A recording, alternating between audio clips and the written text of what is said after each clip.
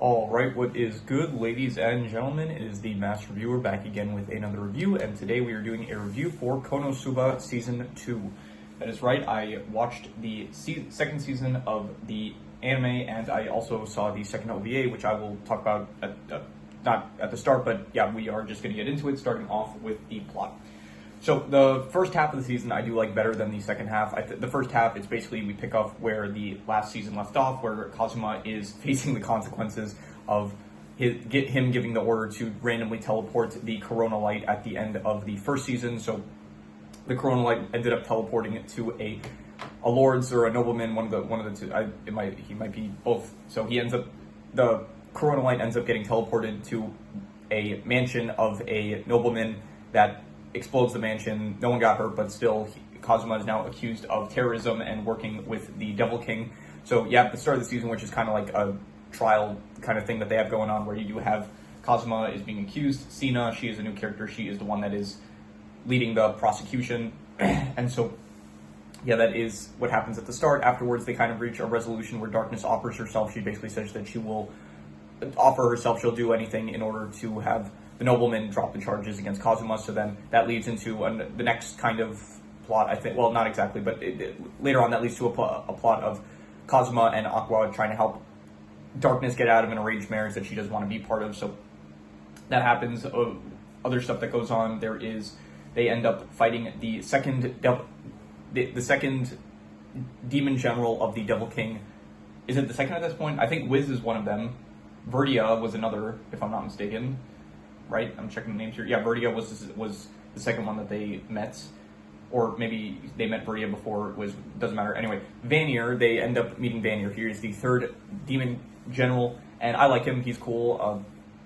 He's basically a mask that can control people. He ends up temporarily controlling darkness.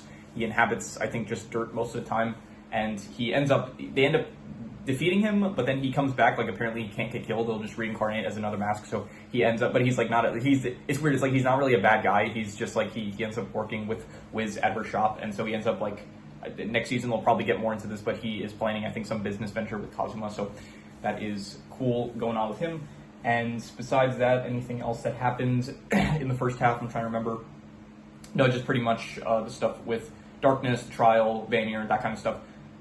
We also, for some reason, we get introduced to Union in this season, so I assume that means that the first OVA that I talked about briefly in my last review, I'm assuming that OVA takes place somewhere after Season 2 begins, because in Season 2 we actually get introduced to Union, so not really sure how the timeline works with that. So that was the first half of the season, which I did kind of like more so, because once you get to the second half, it does become a road trip where the gang, basically the party, they go to Ledia, I think it's called, Ledia, something like that. So that is the home place of the Axis Church, aka the church that worships Aqua, and so they go there in order to just have a vacation. Basically, it's a hot spring area, so they go. Vanir, because Wiz is kind of like not good at running a business. Vanir's like, oh, take Wiz with you so I can like get some business done. So Wiz ends up going along with them. So you have Aqua, Darkness, Kazuma, Megumin, and Wiz. They are all going to it's hard to remember the name, Ledia. So yeah, before they get there, they end up encountering some wild hawk strikers, I think they're called, hawk somethings. So I'll check real quick. They're called Hawkeye because they do apparently make it sound like a kite. I didn't hear them, like they said, oh, they sound like a kite, that's why they're called Hawkeye. I don't know what a kite really sounds like, but anyway.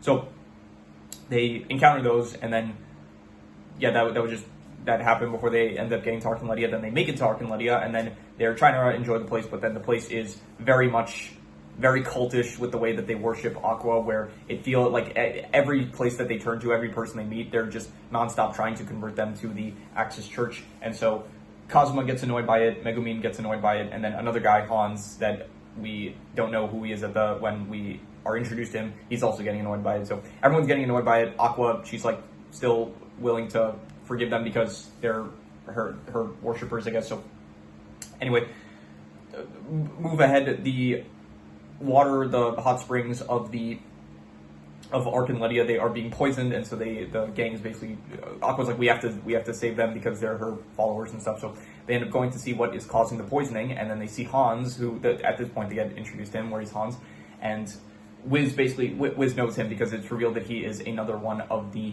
demon generals, and so Wiz basically says like, oh, of course we know each other, and then he's pretending that he doesn't know her. So he is poisoning the hot springs in order to stop the Axis Church, I think, because, well, number one, he's like evil, I think, because he is one of the demon generals, but he is also just very annoyed with the Axis Church, and so he's trying to just kill them all, I guess. So yeah, and so that ends up happening, and then the gang, basically, they stop him. That is where the season ends, basically. Wiz unleashes, like, she finds out that Hans killed an innocent person, and so she, like, just goes off. She's like, my only request of leaving, or the reason, like, Wiz left to work for the Devil King, but she was like, my only request is that you don't hurt any innocent people, and so because he did, she kind of unleashes. It doesn't work because he is apparently a slime, and contrary to like what I guess the stereotype is for slime in most isekai or video games in general, slimes in Konosuba are apparently extremely overpowered. So yeah, he ends up transforming into his real form,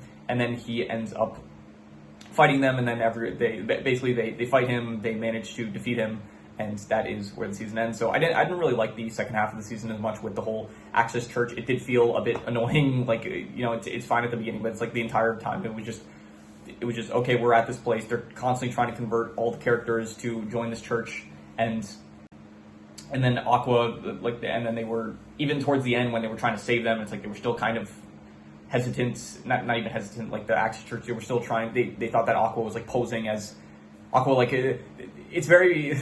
It makes you think, like, if like Jesus or something or some other prophet came back to this day, like how would most people react to someone claiming that they returned as the prophet or whatever? Because Aqua, like, she is their god. She ends up like revealing herself, saying like, I am your goddess, Aqua, and then no one believes her, and then they start like calling her a demon, like a demon that needs to be killed and stuff. So anyway, yeah, that whole like the stuff with the Axis Church, I didn't like too much. It was kind of annoying. So yeah, so I did like the first half of the season more so. The second half, it spent too much time on this plot that I did not find as interesting, I would say.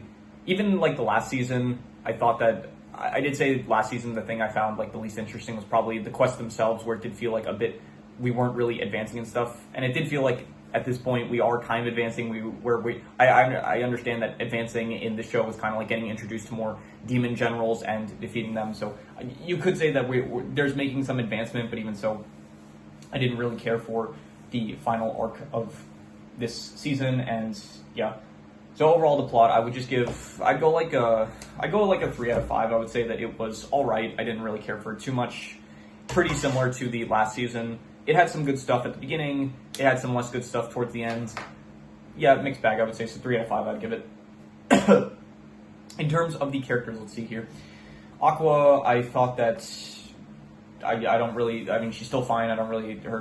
My opinions on her didn't really change this season. She, for some reason, like being a character that really is not the most willing to, like, none of the characters, to be honest, in the show, like, they're the most willing to go out and help people. So for her to be like, no, we have to stay and help the people of the Axis Church, I understand that it's because, yeah, they're her followers, so she's willing to go out of her way to help them. But even so, it feels a slight bit out of character, but whatever. Darkness, I actually did like Darkness more this season. I thought that last season I did state how it was a bit, like, too repetitive with her one note masochism. I thought it was kind of annoying last season. This season, the first few episodes, she actually like disappears, so it did give me a bit of, like, it was like a bit of a break from her personality, which I thought was a bit nice to just like stop that for a bit, and then you get back to then you have the arc with her with the arranged marriage, and then she does kind of get back into the whole masochism thing, which whatever, at least in this case, like, it's kind of serving a purpose where it's like they're that is directly tied into the plot of why she's not getting into the arranged marriage, I guess. So at least they somewhat utilized it decently, I would say.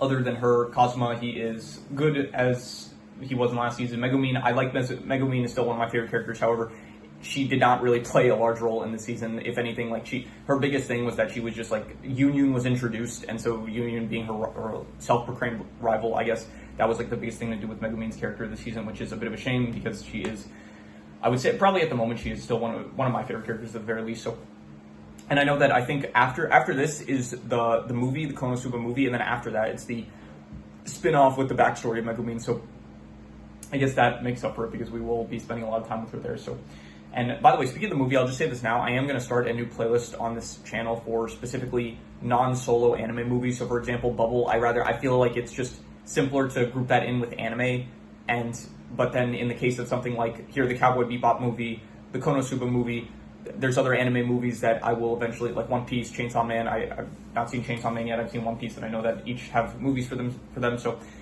when we get to stuff like that, like there are going to be anime movies that I feel like, okay, I don't really want to skip over. So I do want to actually, I'm going to get to start reviewing anime movies. So I think after this, I'm going to, probably the next two things I do is I'm going to be I'll watch the Konosuba movie, and then I will, at some point, I'll, like probably today, hopefully, I will also rewatch the Cowboy Bebop movie. And I'm going to make it its own section, like its own playlist for like I think I'll call it like non-solo anime movies, something like that.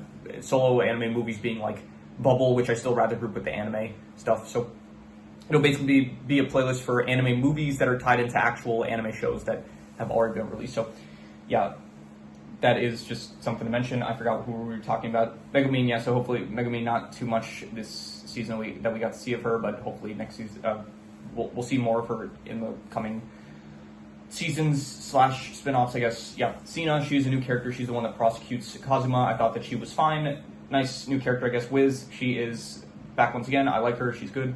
Yunyun, nice addition, but her whole thing was just basically she wanted to challenge Megumin, and most of the season she was just going to their house and then they weren't home, so she just ended up coming with like a bunch of food and fruits and stuff, and then she tried to call out to Megumin saying like, hey, I'm here to challenge you to a duel, and then they weren't home. So that was like the one thing with her character besides the actual episode where she gets introduced. So she's fine, but she doesn't really do much. And yeah, besides her, let's see here, any noteworthy other additions that are worth mentioning. Eris is once again in this. She is nice. Besides her, let's see here. Hans, I didn't really like that much, honestly. I thought that he would, for being like another demon general, for one, I don't like the design that they went for of the slime. It doesn't look very clean. It feels very like Abomination-esque, and I didn't think that it worked too well. Like someone like Verdia or Vanir, I think that they have better designs compared to Hans. Hans, like, his human form is fine, but I don't know, maybe if they made it less monstrous and more so, like, maybe if they just spent a bit more time with him looking like more human-esque and slime-like, I think that it could have maybe worked better. But yeah, the design that they went for with Hans in terms of his actual monstrous form, I didn't think it was that great. So yeah, all the people of the Axis Church, I did not care for them at all.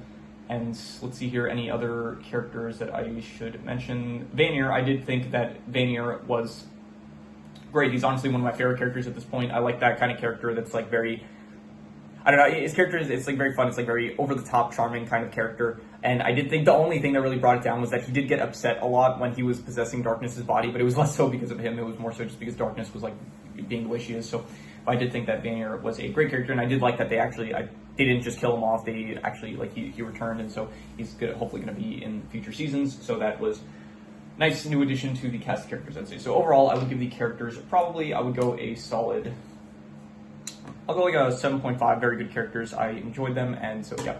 In terms of the settings, we have the basic still city that they stay at.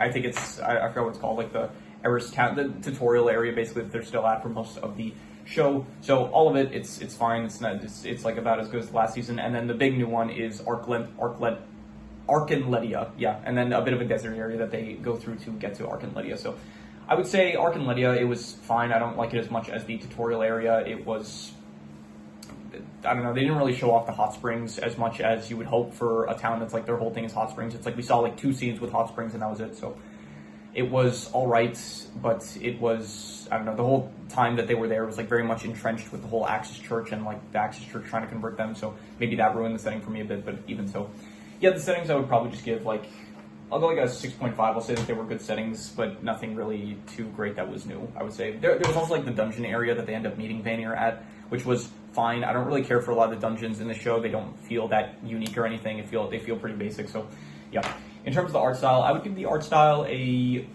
8 out of 10. I would say another 8 out of 10, I think. Usually when I do season by season shows for just any art style, like any animated season by season show, so Ninjago, Dr. Stone, in this case Konosuba, like the art style never really changes from season to season, so it's still a great art style. I like it. It looks very clean. I do like the color schemes of the characters. They're nice.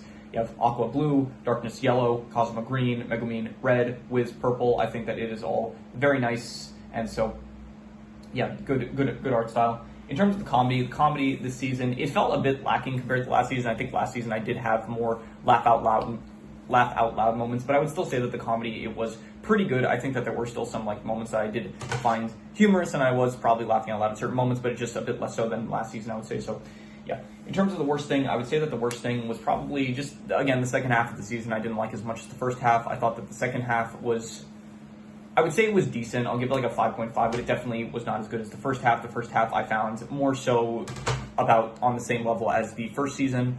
And yeah, the second half of the season, it was just not as good, I would say. So in terms of the best thing, I would say the best thing was probably the introduction of Vanir. I think that he was probably my favorite thing about the season. Like, I still like all the other characters and stuff, but I think that his introduction was, I would say, like, 8 to an 8.5, great to amazing. And I'm not going to say amazing, but I did think it was a great introduction to his character, so I'll go an 8 out of 10 for Vanir, as well as, I guess, I also give Arsa an 8 out of 10, so just another 8 out of 10 for that. And yeah, that is all the scores. And before I do the calculations, I will just talk about the OVA briefly. The second OVA, I thought that it's definitely less like borderline hentai like the first one was, but it is still this one was not as interesting. Like, I like the concept of the first one more so, where it's like Kazuma does get the choker on, and so he is manipulating everyone, even if it does get very perverted and stuff and borderline illegal in some cases. I still thought it was overall a better setup to work with for an OVA compared to this one, where it was just basically Kazuma was getting tricked into going on quests by, like, who's the one there? Luna, the woman that runs the guild. She tells Ran, who Kazuma thinks is a new adventurer, but she's not. She's someone that Luna is paying in order to be interested in hearing Kazuma's story, so that he gets motivated into going on quests. And so that was the OVA, and then they end up going to fight a golem, and then they end up exploring a dungeon. They end up reading the diary of the guy that built the destroyer at the end of the first season. And then they open a capsule that had a female golem that he created. And yeah, she's very masochistic, because it was written in the journal of the guy that he's a masochist, so I was like, okay, yeah, I see where this is going. So that was it. That was the OVA basically, and then they return, and then he ends up finding out that she was being paid off to be interested in his stories, and so that is where the OVA basically ends. I didn't really care for it. I thought that even if it's like definitely probably it's not as like borderline hentai illegal as the first one was, where it was very I could see why it wasn't part of the main show, but this one was not as interesting, I'll say. So it was, yeah, I don't know which one I think was better. Like, I think the first one was better, but even so, it was probably like a lot more. I don't know. It's just a lot more. It was more uncomfortable to watch the first one, but I still think it was probably better, I would say. So, yeah. And those are my thoughts on the OVA. So let us just do the calculations. So King Crimson. All right. So it ends up coming out to about a 7 out of 10, which would be pretty good. And I think I would give it like probably a bit lower, to be honest. I think I would probably give it like a 6.5. I would say it was a good second season, but I definitely think that the first season was just a bit better. Maybe a 6.5 to a 7, maybe like between good and pretty good. I think the first season I gave it 7 out of 10. I said it was pretty good. I think this season is like maybe on the same level, if not slightly a bit worse. So yeah, I'm just going to be harsh with it. I'll call it a 6.5. I'm going to say it was good, but not as good as the first season, I would say. So yeah, that is pretty much all there is to it. So if you have any recommendations, any shows, movies, video game stories, anime, manga, web series, anything that you want me to review, leave it in the comments and I will maybe possibly check it out. But with that said, that is pretty much all there is to it. So let's leave it at that.